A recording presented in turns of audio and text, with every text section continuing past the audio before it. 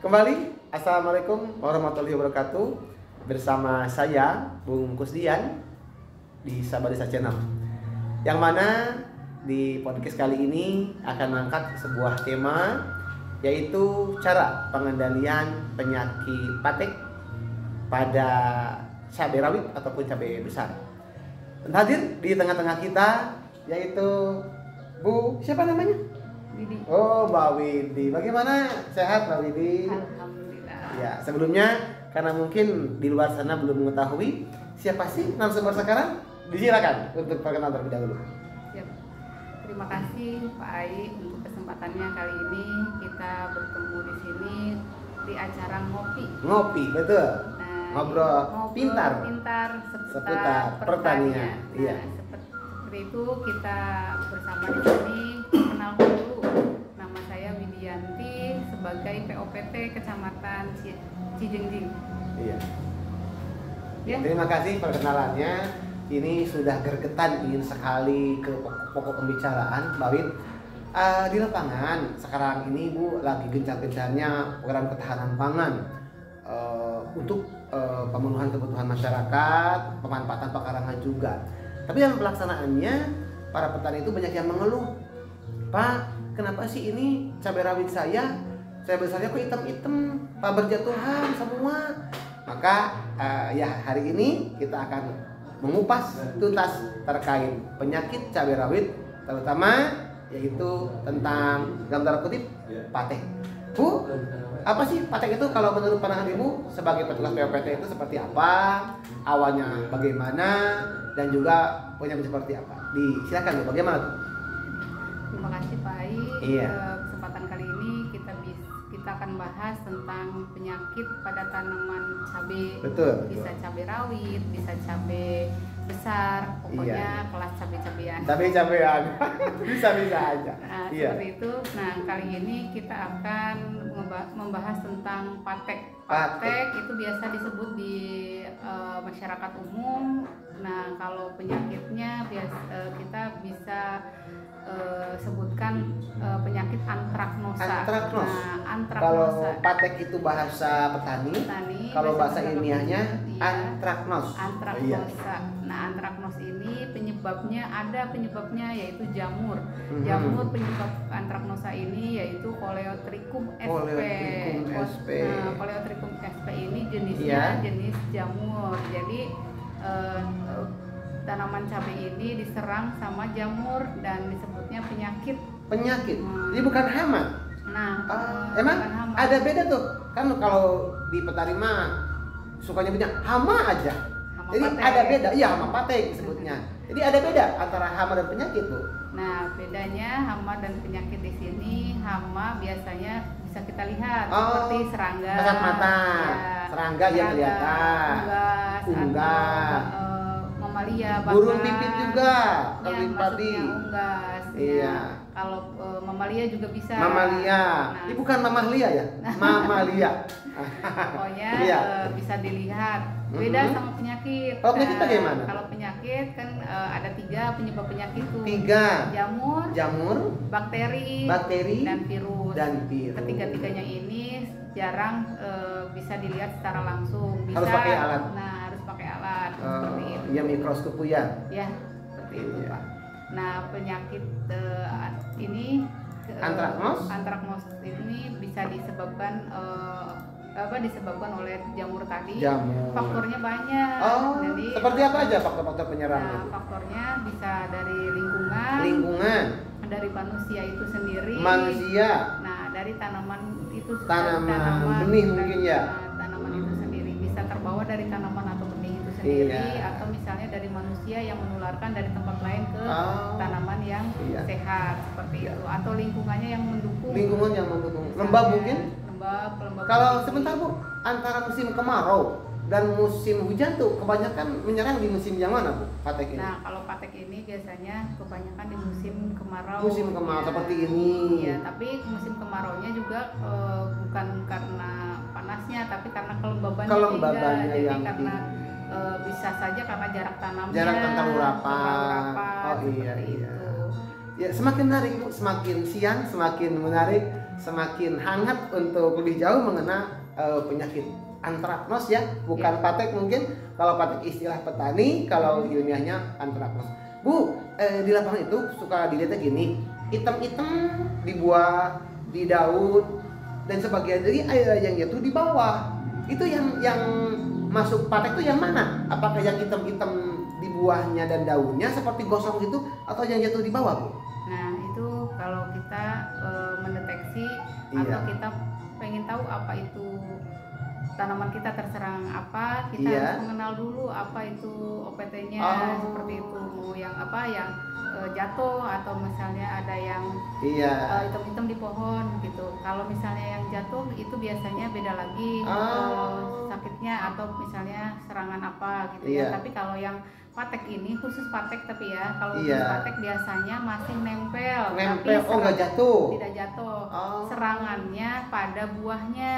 Nah, Iya, iya. kalau misalnya penyakit patek ini terlihat terlihat sekali pada buahnya. Kalau misalnya dari tanaman muda sampai ke tanaman berbunga itu belum bisa terlihat. Belum. Nah, terlihatnya biasanya di cabai muda. Cabai muda. Nah, seperti itu di cabai muda biasanya kalau di buah cabainya mulai terserang maka akan menjalar ke ranting buahnya, tangkai buahnya, hitam-hitam juga, terus nanti lama-lama gosong. Nah itu lama-lama nanti baru ke rantingnya seperti itu. Iya. Jadi kata kuncinya harus mengenal dulu. Mengenal. Kalau yang muda itu tak kenal maka tak sayang. Kalau petani itu bukan itu ya, mengenal, kalau sudah kenal bisa menentukan pengendalian. Ya. Sudah tidak sabar lagi nih. Bagaimana sih pengendaliannya untuk patek tersebut ataupun antraknos supaya yang pertama tanaman kita tidak terserang, yang kedua kalau sudah terserang tidak menyebar ke tanaman yang lain. Bagaimana Bu? Nah untuk pengendalian patek ini bisa dilakukan dari mulai pengolahan tanahnya Pak. Pengolahan tanah, jadi sedini mungkin Ya, dari awal. sedini mungkin. Pengolahan tanah dilakukan minimal 1 bulan Pak. Oh, 1 bulan. 1 bulan sebelum kita budidaya. Kalau di petani itu tidak ada seperti itu.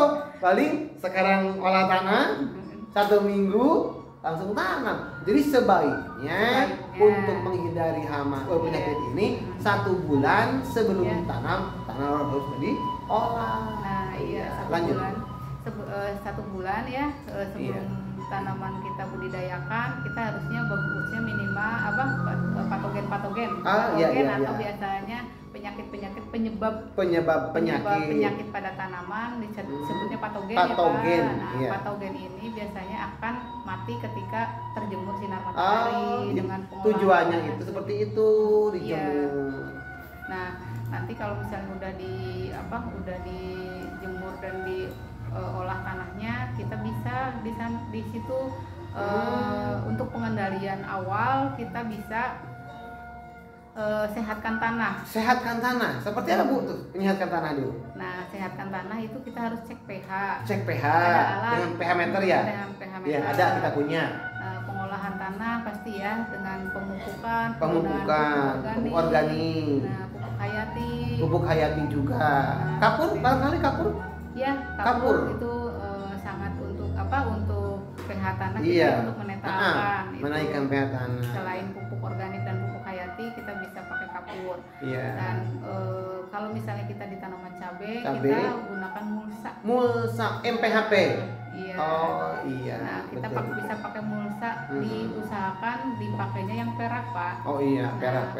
Karena apa? Karena kalau misalnya kita pakai yang perak, kelembaban akan terjaga. Oh iya, betul. Nah, kemudian kalau misalnya kita pakai yang perak untuk mengendalikan hama dan penyakit. Kalau misalnya penyakit kita kan di sini ngobrolin penyakit ya Pak. Iya, penyakit. Kenapa bisa penyakit? Kan hama, kalau misalnya hama bisa kena pantulan sinar matahari. Iya. Jadi kalau misalnya semakin tanaman kita ada sinar matahari, hama tidak akan betah di sana. Iya. Nah, apa hubungannya sama penyakit Pak?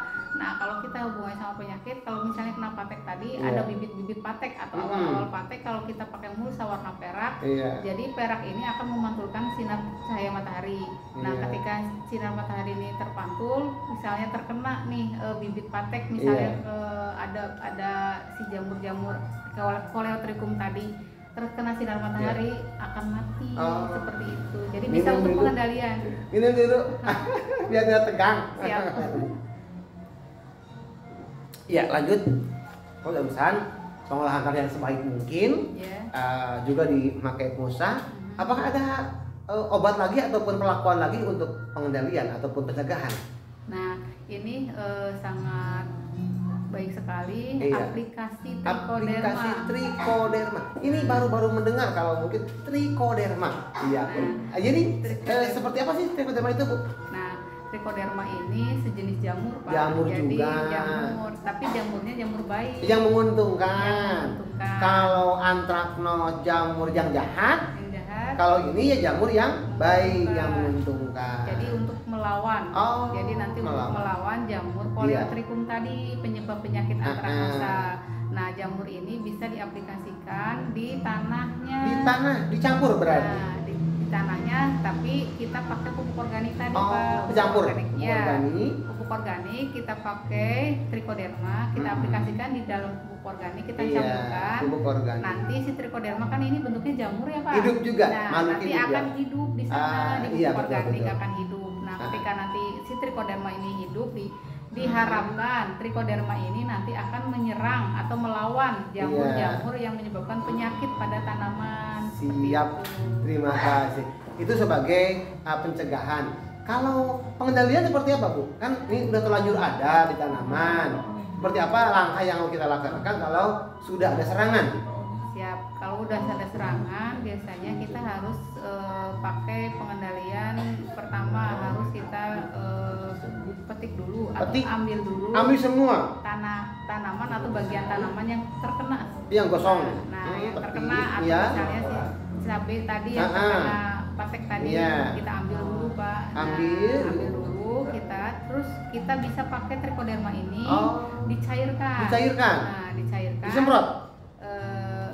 Bisa disemprot, kita cairkan misalnya 2 on itu untuk 20 liter air. Nah, untuk 20 liter air kita bisa semprotkan di tanaman yang tadi sudah kita pisahkan ya, tanaman yang sakit. Jadi kita melindungi dari jamur-jamur Polytrichum ini. Jadi yang sakit mah tidak akan sembuh lagi. Tapi tujuan penanggulangan yang bagus itu untuk melindungi tanaman yang sehat. Kalau racun kimia apakah bisa dikendalikan atau bisa diaplikasikan seperti ini? Bisa, tetap saja. Ada juga.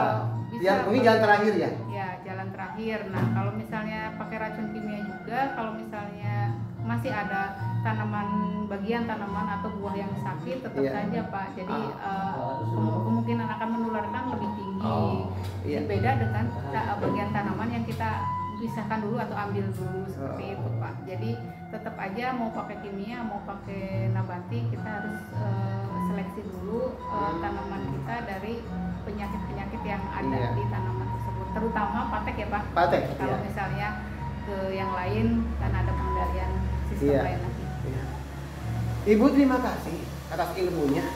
Terima kasih atas bimbingannya, mudah-mudahan manfaat untuk penyuluh juga para petani yang ada di lapangan sana, sehingga tanamannya yang mau berbudidaya bisa sedini mungkin, yang sudah terserang pun bisa dapat dikendalikan. Terima kasih atas waktunya, dan itulah bincang pintar kami seputar pertanian. Semoga besar manfaatnya untuk insan pertanian di mana saja Anda berada. Dan terima kasih, sampai jumpa. Wassalamualaikum warahmatullahi wabarakatuh.